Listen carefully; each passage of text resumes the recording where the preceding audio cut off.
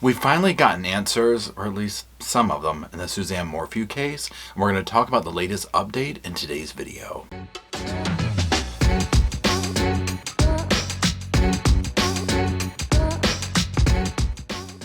Hello Sofa Squad and welcome back to the sofa. Sofa's back here, Roscoe's holding it down. My name's Paul, I'm sitting in front of it. We are going to be talking about a major update in the Suzanne Morphew case. We will go over a quick little 60-second overview for those who are not familiar with this case before we get started. But autopsy results are in. We've been waiting forever for these, right? And like I said, they gave us some answers, but there's still so many unanswered things about this case. So the way we're going to do this video is we're going to mostly look at those documents, but also Barry's statement via a lawyer's statement, things like that. So just to kind of get a big picture of where things stand and where things could possibly be going. Now, let's go ahead and jump into like that quick little overview. This is not meant to be even any kind of a deep dive into what the case is about because it's a very entailed case that's gone on for years, but at least we're going to put everybody on the same page as to how we arrived to this video. Okay, so almost 4 years ago, Suzanne Morphew was last seen. Now, this was on Mother's Day, May 10th, 2020. This case went huge. This was national headlines, y'all. Everybody was curious what happened. Then last fall, her remains were finally found. They were located in the area of Moffat in Saguache County.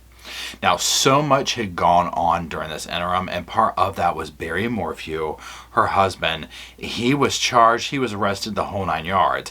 Now, literally, on the eve of his trial, a judge dismissed the case against him. This is April 2022. Now, this was dismissed without prejudice, and all that means is that the prosecutors could file charges against him at a later date. Now, again, that's a very quick 10-cent story of what's going on there. So, again, he was charged, he got out, his family stands beside him, and what I mean by that is his daughters, and again, Suzanne Morphew, for all seemingly reasons, we don't know what happened. So remember, if you followed the case, Barry did the interview, and when I say the interview, I mean he pre-recorded one. All this very shady stuff came out, but we'll hear what his lawyer says as well as him. But first, before we do that, I do want to get into the actual autopsy results and talk about those. I'll put them on the screen. So here at the top, it just says El Paso County Coroner, and it gives the address and whatnot. Now, go a little bit below that, we see Morphew Suzanne. She was born 4/30/1971, 52 years old, Chaffee County, and it's Emily Russell Kinsley, and then it says date of pronouncement 9/22/2023. Now let's get into the final diagnosis, which is the first thing here. So they are saying homicide by unspecified means in the setting of, and now these are hard for me to say, so just bear with me, butorphanol, azaparone, and medetomidine intoxication. A bunch of drug names, okay? Now, don't get all like, oh my gosh. Some of them are like, oh my gosh, but some of them are kind of benign, but we'll get to that. Okay, so A, we're just going to go down the list here. Reported history of recovery of a partial skeleton, medical part, and clothing scattered in and around a shallow grave in Saguache County. Positive dental identification at time of autopsy examination. Moving to C. Reported history descendant was reported missing in Chaffee County 5/10/2020, and her bicycle and helmet were discovered without significant damage in separate locations within the county. We'll get to that in a second. No indication of per-mortem trauma. See forensic anthropology report. Postmortem toxicology of femoral trabecular bone identified butorphanol, metabolites, azaparone, and medetomidine. See toxicology reports. Positive DNA identification right and left femurs. Clinical history descendant was receiving maintenance Rituxan chemotherapy after complete remission of recurrent follicular lymphoma. Okay, so, and I'm sorry, I know I'm butchering the words with the drug stuff before we go on. So if you remember and you followed the case, you remember like the bicycle was found, the helmet was found, all this kind of stuff that honestly felt planted at the time, right? Now, again, once we get into the statements and whatnot, we're going to see that they're still holding like, we don't know what happened. And by them, I mean like Barry and his lawyer team. Of course, they're going to say that, right? He was already charged once. He doesn't want to catch more charges. So it just all felt very whatever. So interesting that we're not seeing any kind of like damages in regard to if her bike and all that was thrown down there either from a fall or being, kidnapped or something. This doesn't seem to add up with that. But let's keep going. So it says opinion. Based upon the information provided to me at the time of this report, it is my opinion that Suzanne Morphew, a 50-year-old adult white female, died as a result of homicide by unspecified means in the setting of butorphanol, azaprone, and medetomidine intoxication. These drugs are marketed as a compound injectable chemical immobilizer for wildlife, providing pharmacologically reversible analgesic, sedation, and immobilization. If more information becomes available, this report may be amended. Manner of death, homicide. Now let's pause right there because you know what this reminds me of is if you followed, and I know if you follow me for a while, you'll be like, he always goes back to that case, the staircase with Michael Peterson. And remember how they said the cause of death was like unspecified homicide or homicide by something very similar to this. I can't remember off the top of my head right now.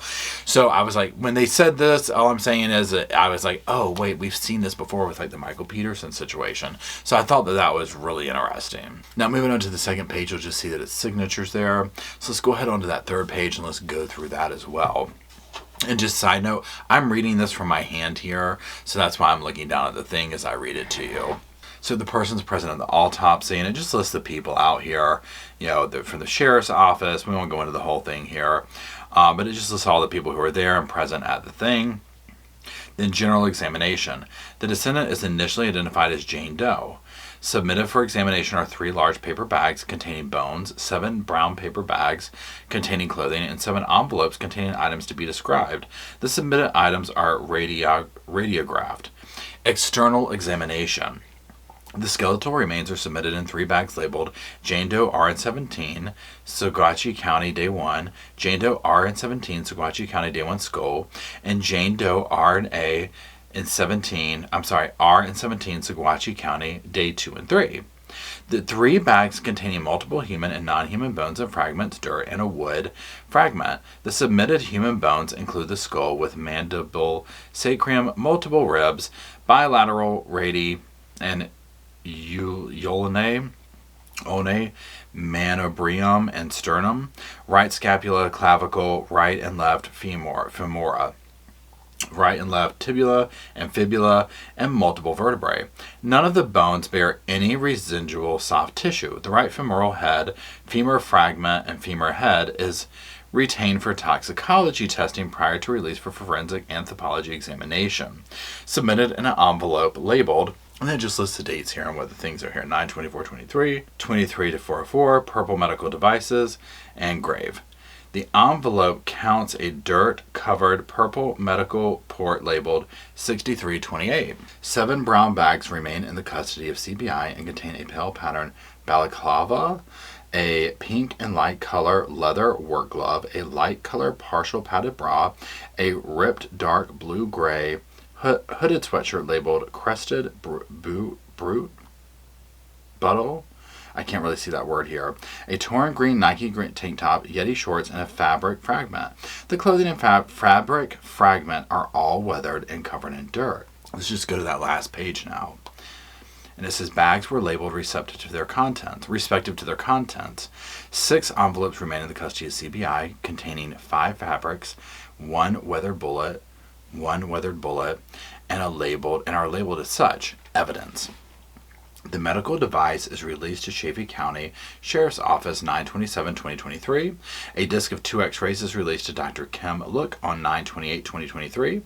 TA-11 possible bones and TA-12 bones are received on 9/29/2023 from CBI to be included with a collection of skeletal remains subsequently released to Dr. Diane France. After receipt of the remains back to El Paso County Coroner's Office, these packages appear to have contained probable rocks. The three teeth are released to CBI on October 3rd, 2023 for DNA testing, and the skeletal remains are released to Dr. Diane France for forensic anthropology examination on October 3rd, 2023, and returned to El Paso County Coroner's Office on December 27th, 2023. One paper bag containing 4 packets Botany/Bug and 2 packets from Hoodie are received on 1/16/2024 from Dr. Diane France, and then on 1/17/2024 the femurs are sectioned at the paroxysmal, proximal, and distal metaphyses for toxicology and DNA samples. Right femur proximal, right femur distal, left femur proximal, left femur distal. Distal femurs, right femur distal and left femur distal, are released to CBI on January 22nd, 2024 for DNA testing, returned to El Paso County Coroner's Office on 4/3/2024, and re-released to CB on 4/5/2024. So, there you go. Now, that being said, there's a lot of big words in that. But you notice the bullet thing. Now, from what I've read in another thing, they couldn't tell if it was used or not. Like, there was something up with that. But I think it's very interesting that that was in the stuff there. But now, again, we're going to get to some of this here in a minute about some articles that we'll review about them explaining some of the stuff. I just think it's very interesting that bullet was in there. Now, before we get into all the other kind of stuff, let's hear what Barry had to say. Now, I've got a statement here, and I'm going to put up on the screen for you. And it came through, of course, through his attorneys after the autopsy results were released. We'll talk about it in a second. So he says, for the past 4, I'm sure his attorneys helped him write this, but you get what I'm saying. For the past 4 years, the Morphews have agonized over Suzanne's disappearance. This included not only the pain of the loss of their wife and mother, but also the false accusations and prosecution of Barry Morphew. The Morphews have prayed the authorities would remove their blinders and not only find Suzanne, but find the suspect responsible for her disappearance and murder. However, the Morphews are left with more questions than answers and a lack of justice for Suzanne, the family, and the community. On May 10th, 2020, around 5 a.m., Barry Morphew went to work, driving approximately 160 miles north of the Morphew home for a job that had been planned for months. In 2020, investigators confirmed that Suzanne was a regular morning coffee drinker, and DNA testing done in 2020 confirmed that the half-finished cup of coffee left on the kitchen counter on May 10th, 2020 was covered in her DNA only. The autopsy now also confirms that on the day she disappeared, Suzanne had her morning cup of coffee, as shown by the caffeine in the toxicology report. The autopsy also confirms that she put on her mountain bike clothes and was either getting ready for or was already on her morning bike ride when she was abducted, allegedly drugged, and buried 50 miles south of their home. Very interesting. We'll get back to that in a second. Despite the fact that unknown male DNA was found in Suzanne's car where her bike was parked, on her bike grips, handlebars, and bike seat, the authorities will not tell the Morphew family whether Suzanne's bike clothes, collected 7 months ago with her remains, have been tested for DNA. DNA left on her clothing by the murderer could bring justice for Suzanne, her family, and the community. The authorities will also not provide the Morphews any information regarding whether they have performed any testing on the bullet that was collected with Suzanne's remains. Let's go to the next thing here. Now this one says the authorities offered the victims, Barry, Mallory, and Macy, the option to retrieve Suzanne's remains, but they want to ensure the suspect is apprehended before they take what could be an important piece of evidence in the suspect's prosecution. The family is quite skeptical about the integrity of this investigation, as the very same investigators that concealed the unknown male DNA continued to be involved in this investigation and were present at the autopsy of Suzanne Morphew. Going to the last one now. The family asks for privacy and implores the authorities to look at this case with fresh eyes, follow all leads, and conduct all forensic testing and solve Suzanne's murder. Okay, so you hear this. Not only are they talking about, well, look, he didn't do it, but like, y'all need to, come on, solve it. Come on, let's go. Y'all are looking at the wrong person. Now, very quickly, let's put up on the screen here before we keep going, another clip from an article talking about like what these drugs are and stuff, because this is where things get interesting. So you'll see on the screen here, it says, according to the National Institute of Health, butorphanol is a synthetic opioid which is used as a nasal spray for treatment of migraine headaches and parenterally as a narcotic analgesic for moderate to severe pain, or as an adjunct to general anesthesia. Very interesting. This next one has me like, what? So let's get into it. The NIH also cites the butorphanol azaparone mediatomidine combination as being effective, safe, and easy to use protocols in bears when conducting immobilization. So before we even continue with that right there, let's just talk about that for a second. So remember, okay, so whether you remember or we'll talk about it now, when this went down and they started doing like the phone pings and this and that and the moving around the house, they basically were like showing that like, okay, well, Barry's phone was like running all around the property. Now he would make mention of like, oh, well, I was chasing, I think it was squirrels or something like that, or shooting squirrels or something with a gun. So the theory is that Suzanne was at home. She was talking to another man. This is not a secret at this point. And yeah, she has sent him swim pictures, all this. But basically that Barry found out. And there's some kind of argument, something going on. He's chasing her around, tranquilizes her, and then who knows after that. Well, when they're sitting here saying that she's got something that she was like bears, let that sink in how big a bear is. Okay, so my thought process is, I'm like, oh, now again, we don't know if it was Barry or not, right? They dismissed the charges, and again, so it's allegedly, he has not been convicted of this crime. But if it was him, it's like, oh, okay, well, yeah, so he had a little tranquilizer gun, because remember they also found the evidence of the spent tranquilizer thing at the house or something, like in the dryer, there's some kind of thing there. There's a lot of evidence that did not look good, but also wasn't like, we've got you like on camera doing this and disposing of her body, that type thing. So, but this makes sense. It's like, well, there's a tranquilizer. She probably was killed with an extremely strong tranquilizer, because they 100% can't tell because of the remains, right? I get it. That's what I feel like happened. And then her body was disposed of in some way. Now, if it was Barry that did it, well, apparently, like, somehow he maybe did that and then went to that hotel and cleaned the items off. But again, I don't know if he did it or not. He hasn't been convicted of it. We haven't seen the court, thing happen. So there's that. Now, this next thing I'm going to put up here, it says in an interview with 9 News on Monday, an attorney representing Barry Morphew argued the autopsy results do not incriminate her client. Barry Morphew is innocent, and he could not have killed his wife, said Jane Fisher Byrelison, one of Barry's attorneys. She got up the morning of Mother's Day, had her cup of coffee.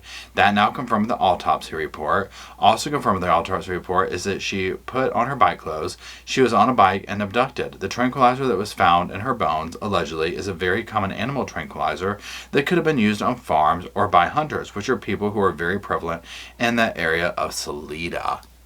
Alrighty, so there we go. Now, so the big questions here are we going to see them charge Barry again? Remember, he's sitting here, and his lawyer's sitting here talking about he's innocent, this is incorrect, this is what happened, this is what didn't happen. The cops need to get their act together. Now, they could be posturing themselves this way also, because if they know they've got it on lock, that there's no way that they can get charged again, they're going to, of course, need to posture themselves to be like, y'all need to do your thing. You withheld this info, you did this. I am not sure. There was definitely a blunder here, y'all, because the whole fact that this was dismissed. And remember, again, if you followed this when it went down, it was this nervous thing of like, is this going to is this going to work? You know what I'm saying? And it clearly didn't, okay? And so there's that. Now, this whole thing of like, oh, well, the killer's still out there and this, that, and the other, they might be. But not in the context that is being sold to us from that team, in my humble opinion. So, I think that Suzanne, tragically, obviously, we get some of the picture of the way she died. Do I think that she had made it to that bike ride that morning? I don't know. I'm sure she was ready for it. Do I think a stranger completely, tranquilized her and abducted her? No. No. What do I think took place? I don't really want to 100% say at this point because I don't want to get sued. You know what I mean? So we'll just leave it at that. How about that? And we'll also leave it at, I'm very curious to see if new charges are brought up against Barry. So they're going to have to obviously go over this evidence, check it out, see what they think. But again, for me, the big thing here is, okay, yes, she was tranquilized. This is confirmed. There you go. We have a little bit of a bigger picture. Now, again, But the other side saying, oh, well, she went on that bike ride. You know, there's hunters, there's this. Well, it wasn't Barry a hunter. You know what I mean? Like, we can't exclude that. But, you know, who knows? I'd be very curious to know. I mean, from my understanding, the daughters stand by him. You know, they want justice for their mother, as does everybody, right? So I'll be I'd say it one more time and then we're done. I am very curious to see if they're going to bring any more charges and if this leads to anything else.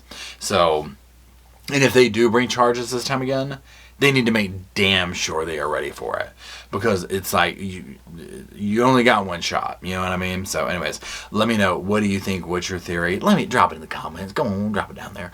I appreciate it if you're still sitting here in the comments, hanging out, watching, you know, doing your thing. Roscoe says he thanks you, and he says to drop some little sofas off in those comments, so he and I have a place to hang out, talk about this case and all the cases that we talk about here on the sofa.